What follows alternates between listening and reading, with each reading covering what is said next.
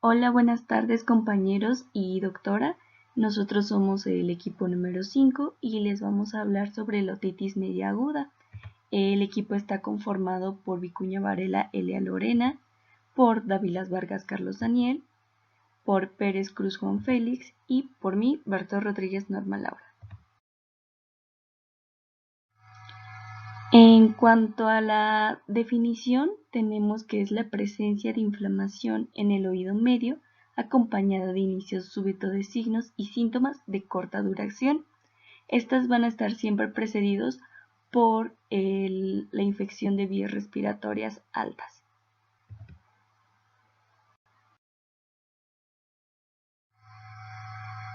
En cuanto a su clasificación, tenemos que puede ser con derrame, que como su nombre lo dice, va a ser la presencia de líquido en el oído medio, y que puede ser también recurrente.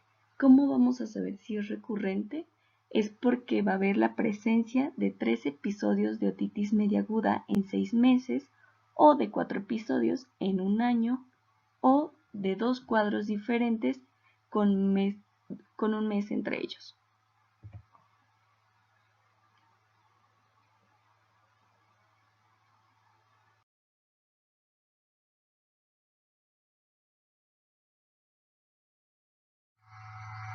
En cuanto a la etiología, tenemos que puede ser por 2 causas, viral y bacteriano. En cuanto a los agentes virales, tenemos que el más común es el virus sincitial respiratorio, seguido por el virus de la parainfluenza y por último el virus de la influenza. En cuanto a los agentes bacterianos, tenemos al Streptococcus pneumoniae con los serotipos 19, 23, 6, 14, 3 y 18 y Haemophilus influenzae y bueno, también Moraxella catarrhalis. En cuanto a la incidencia de Streptococcus pneumoniae, pues ha sido, o más bien está un poco reducida gracias a la aplicación de la vacuna conjugada antineumocócica. Hola, buenas tardes compañeros, yo soy Carlos Daniel Dávila Vargas y yo les voy a hablar de la epidemiología.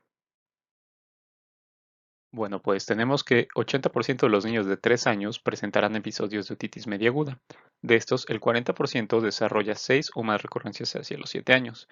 ¿Esto qué quiere decir? Que la mitad de los niños que tengan otitis media aguda presentarán 6 o más episodios a lo largo de su vida hasta los 7 años. También tenemos que la OMS estima que de 65 a 330 millones tendrán otitis supurativa, de los cuales el 60% tendrá un déficit auditivo debido a ella. También la OMS estima que 51.000 muertes al año de menores de 5 años se deberán a infección intracraneal, que esta es una de las complicaciones más severas de las cuales posiblemente se hablará. Y bueno, en la gráfica podemos ver que hay una relación importante entre la edad y el número de pacientes, teniendo un pico a los 12 y a los 23 meses, que digamos que es la edad como más importante en la que puede llegar a ocurrir.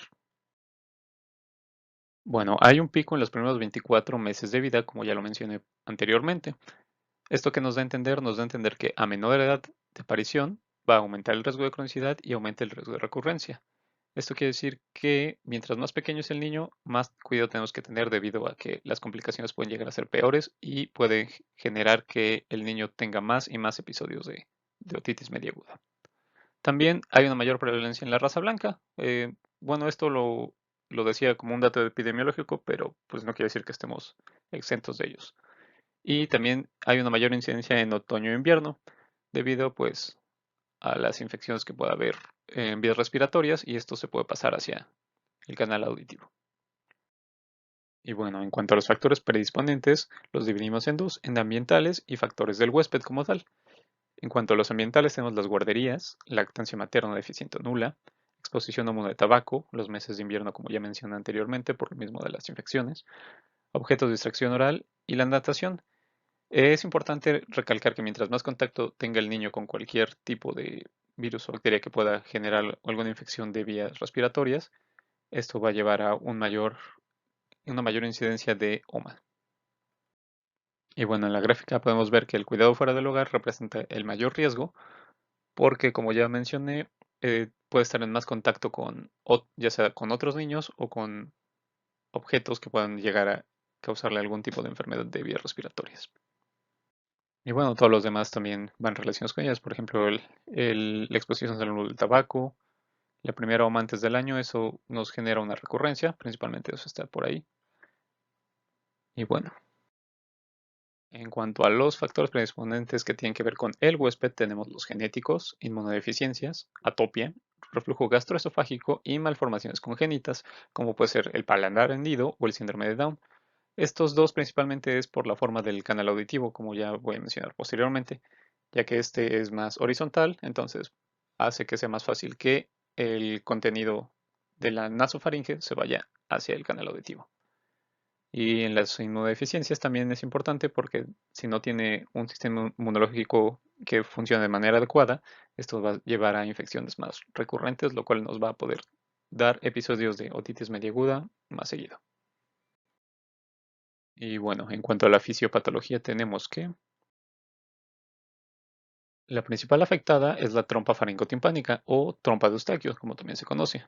¿Cuáles son sus funciones? Bueno, sus principales funciones son mantener la presión del oído medio, prevenir el reflujo de la nasofaringe y eliminar secreciones del oído medio. Hay dos mecanismos por los que esto no puede ocurrir de forma adecuada, que serían la obstrucción anatómica, ya se hace debido a inflamación de la mucosa o una compresión extrínseca por alguna clase de tumor o algo así, o la obstrucción funcional, que esta se debe a una falla en el mecanismo muscular de la trompa faringotimpánica.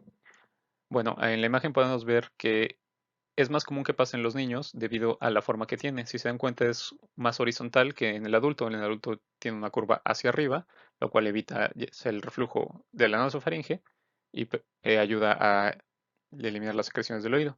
Pero en los niños, al ser una forma más horizontal, esto favorece que el, el líquido de la nasofaringe vaya hacia el oído, lo cual genere infecciones y posteriormente nos dé la otitis media por la inflamación. Bueno, la otitis media está dada principalmente por alteraciones en la función mucociliar, ya sea debido a infecciones virales, a toxinas bacterianas o herencia. En cuanto a las infecciones virales y las toxinas bacterianas, normalmente son cosas que tienden a subir de la nasofaringe hacia la trompa de Eustaquio y esto genera la inflamación.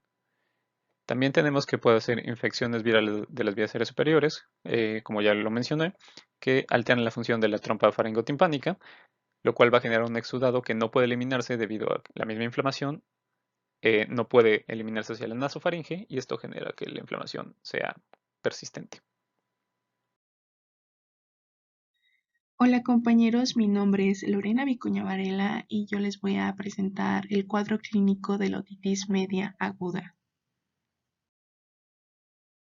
No sabemos que la otitis media aguda es una enfermedad que va a evolucionar en 4 fases, pero hay que tener en cuenta que el paciente no siempre va a desarrollar la enfermedad pues en todas las fases, ya que el tratamiento que se le aplica o se le administra va a abortar la enfermedad como tal antes de que pueda alcanzar la 4ª fase. Tendremos la fase 1 o fase congestiva, la cual va a tener antecedente de una infección de vías aéreas superiores. En este caso, ponen un ejemplo de una rinofaringitis. También tendremos fiebre, vómitos, lo que son la sintomatología gastrointestinal se va a presentar principalmente en pacientes pediátricos. El paciente también puede referir lo que es una otalgia, pero esta otalgia va a ser con punzadas esporádicas. Esto va a ser el parteaguas a que haya una otalgia más continua conforme se vaya estableciendo la evolución de la enfermedad. Y por último, también habrá una hipoacusia, la cual va a ser progresiva. A menudo el paciente también refiere a autofonía. Recordemos que la autofonía es como esa sensación de que estuviéramos hablando en un caldero o en alguna olla o así. Y también se inicia una sensación de plenitud auricular, o la plenitud auricular, pues como tal esa sensación de taponamiento, de que algo está obstruyendo el canal.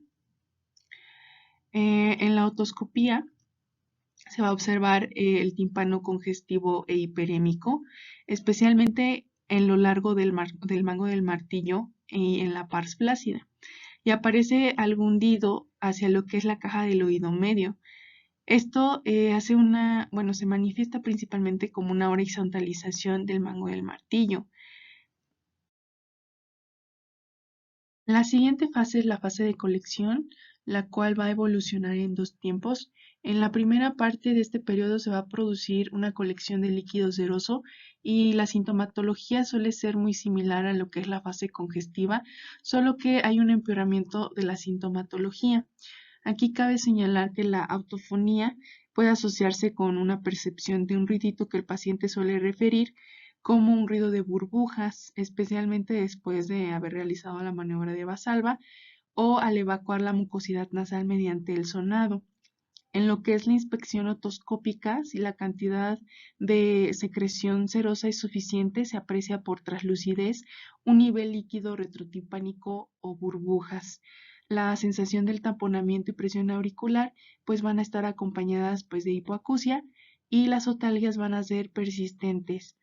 En la segunda parte vamos a tener que se produce una colección supurada y los síntomas van a empeorar drásticamente. Así, la otalgia va a ser pulsátil y también hay un empeoramiento del estado general. La hipoacusia suele ser más persistente y puede aparecer acúfenos.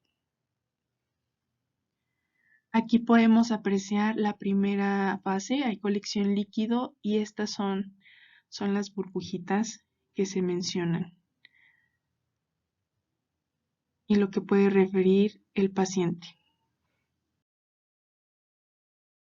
Continuando con esta fase, vamos a tener que mediante la palpación retroauricular de la mastoides, puede ser un poquito dolorosa debido a que hay una reacción de mastoidismo.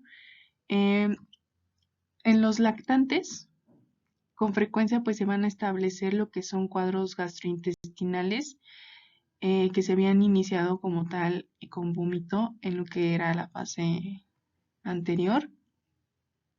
Tendremos que en la otoscopía se va a observar lo que es un tímpano abombado, muy hiperémico y engrosado, con un aspecto carnoso, y que en ocasiones puede ir acompañado de una imagen metafóricamente llamada en piel de cocodrilo. Esta imagen es característica porque se producen como ciertas roturitas en lo que es la capa epitelial del tímpano, que inicia un fenómeno de necrosis y va a finalizar con una perforación timpánica. En otros pacientes se suele observar esta zona donde se va a, a producir lo que es la perforación del tímpano, suele estar pálida o necrótica también de esta superficie. Y aquí podemos ver como tal esta imagen que es en piel de cocodrilo. Bien, la siguiente fase es la fase de evacuación.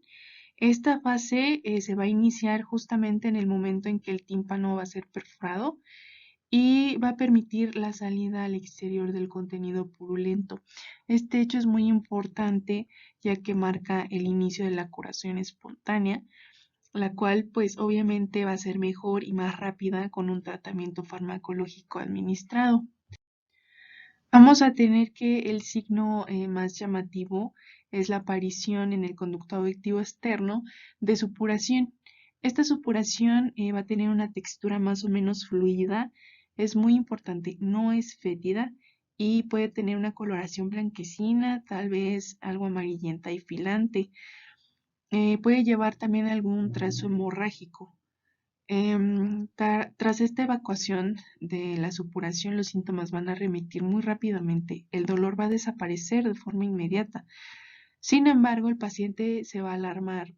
Es lógico porque pues va a observar la aparición de pus que sale de su oído y si lleva un poco de sangre, pues obviamente por eso va a asistir al médico, va a ir con nosotros. Y bueno, tenemos que, en caso de que se persista lo que es la otalgia, se debe pensar en una posible complicación. En la exploración otoscópica, en esta fase debe ir necesariamente precedida de la aspiración del contenido purulento que va a ocluir el conducto. La perforación evacuadora va a ser puntiforme y siempre va a estar situada en lo que es la pars tensa, sin afectación del anulus timpánico, eso es importante, Sin embargo, con frecuencia la perforación pues no se puede ver debido a que hay un edema timpánico. Como última fase está la fase de reparación, la cual en esta parte se tiene que abatir la infección y por ende la otorrea. Ahí la perforación timpánica pues tiende a cerrar completamente y también se va a disminuir el grosor de la membrana timpánica, mejorando de esta manera la audición. Hay que comprobar la total restauración anatómica y funcional del oído medio y eso pues se hace mediante la otoscopía.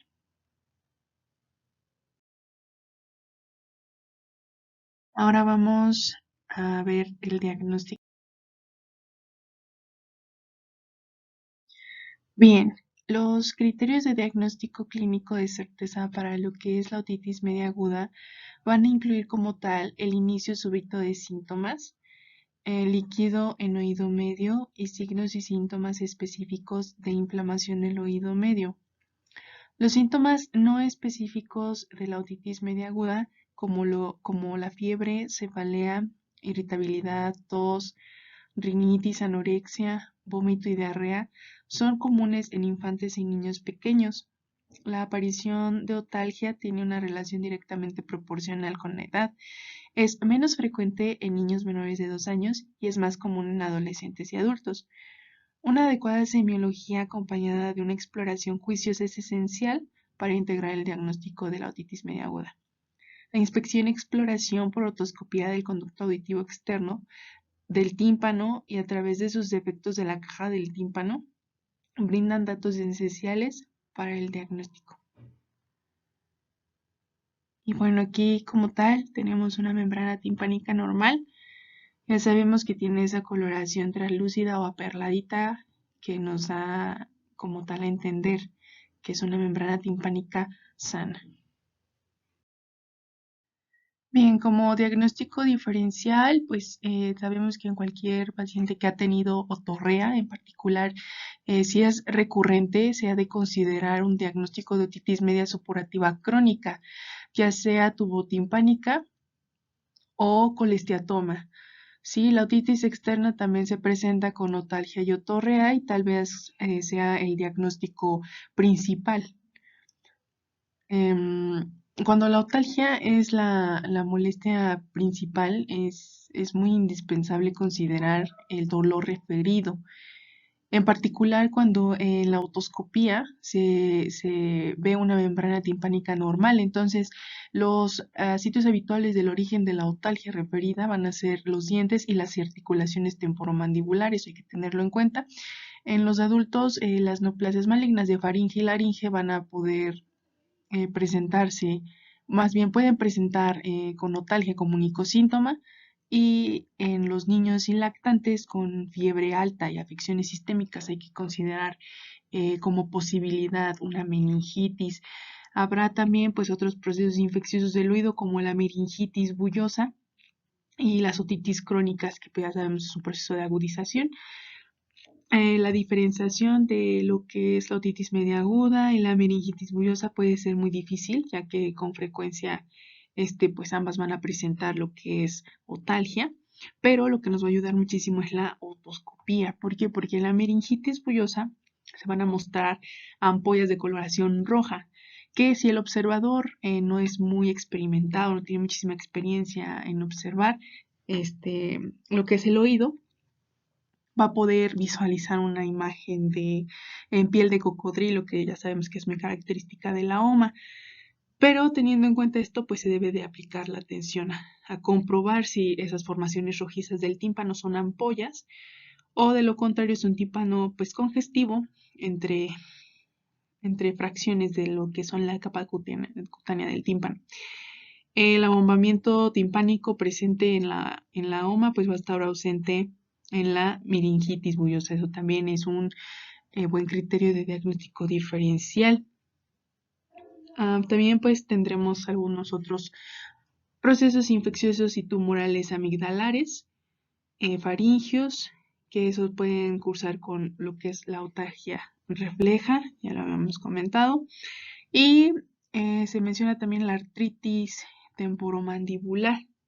Aquí pues se ofrece un dolor bien referido en el oído.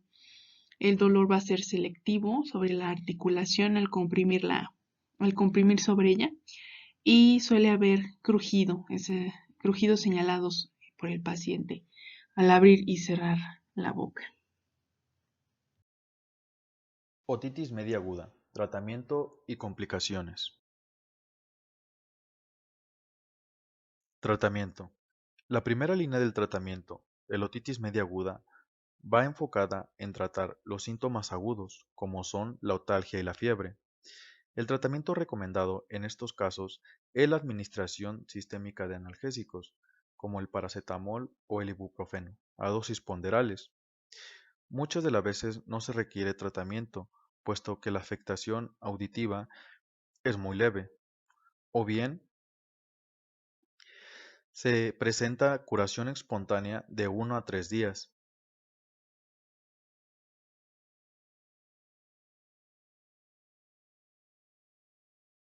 Antibiótico-terapia. El uso de antibióticos ha sido controversial y se ha reportado desde resolución espontánea de la enfermedad hasta la indicación inmediata en todos los casos. El uso de antibióticos se debe prescribir solamente cuando se busque reducir la afectación, limitar el dolor, evitar efectos adversos o bien reducir la presión del oído medio.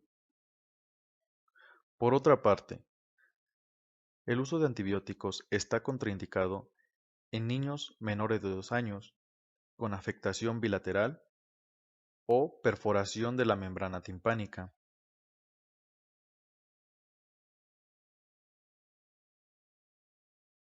El uso de antibióticos tiene que ir dirigido hacia los patógenos causales, por ejemplo, Streptococcus pneumoniae, Haemophilus influenza, Moraxella catarrhalis y Streptococcus pyogenes. Se recomiendan antibióticos de primera línea como amoxicilina, 50 mg sobre kilogramos al día de 2 a 3 dosis, Cefaclor, 40 a 50 mg sobre kilogramos al día de 2 dosis, amoxicilina más ácido clavulánico, 80 a 90 mg sobre kilogramos al día de 2 a 3 dosis. Y finalmente, timetropin más sulfametoxazol de 8 mg sobre kilogramo a 40 mg sobre kilogramo. La duración de la terapia con antibiótico sería de 7 a 10 días, lo indicado, aunque terapias cortas son efectivas en niños mayores de 2 años.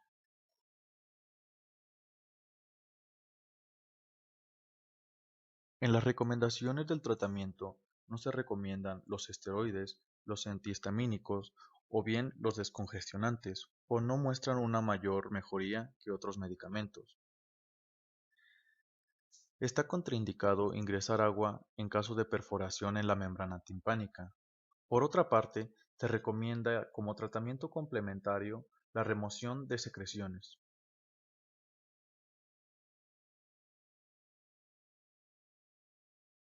Tratamiento quirúrgico. El tratamiento quirúrgico de la otitis media solo está indicado para el drenaje del oído en cuadros graves, con el fin de reducir la presión y la otalgia. El tratamiento quirúrgico puede estar dividido en dos: timpanocentesis o mastidectomía. En el primero, se recomienda en pacientes que no responden al tratamiento médico. Se puede realizar en presencia de complicaciones como parálisis facial, y esa es una de las ventajas. Por el otro lado, la mastidectomía se recomienda ante complicaciones como mastoiditis o bien abscesos subperiósticos, entre otras complicaciones.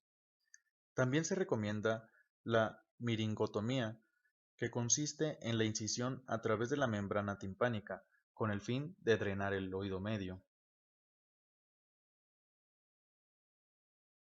En la imagen A se muestra una otitis media serosa antes del tratamiento quirúrgico por miringotomía y se aprecia una membrana timpánica íntegra. Por otra parte, en la imagen B se observa una incisión en la membrana timpánica con el fin de drenar y liberar la presión del oído medio.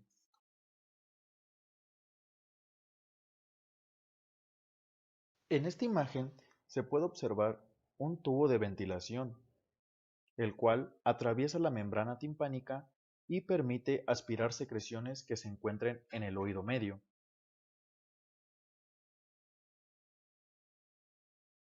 Complicaciones. Una de las principales complicaciones de la otitis media aguda va a ser la mastoiditis aguda, la cual se va a presentar por afectación de las celdillas mastoideas. Esto va a provocar una acumulación de la secreción con aumento de la presión y necrosis de las trabéculas, por lo consiguiente va a provocar la coalescencia de pus y formación de abscesos. Estas se van a extender a zonas contiguas y se va a manifestar con complicaciones intra y extracraneales, lo que puede causar otro tipo de complicaciones, por ejemplo, la parálisis del sueño, los abscesos superiósticos, afecciones intracraneales como meningitis, absceso cerebral, absceso epidural y trombosis del seno lateral.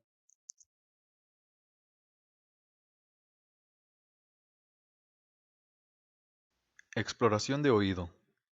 Según la complicación que origine la otitis media aguda, se puede encontrar a la exploración física datos como edema, protrusión del pabellón auricular hacia adelante, hiperemia retroauricular, abombamiento o zona de celulitis y abscesos mastoides. En la imagen se puede observar una mastoiditis coalescente.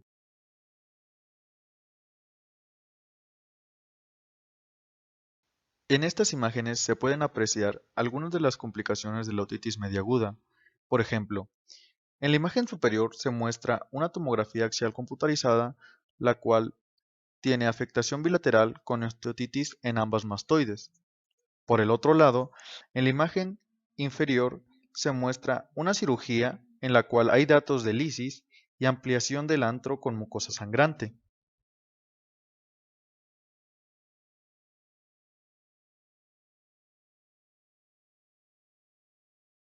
Por último, y a manera de resumen, se muestra un pequeño cuadro con los seguimientos para el tratamiento adecuado de la otitis media aguda.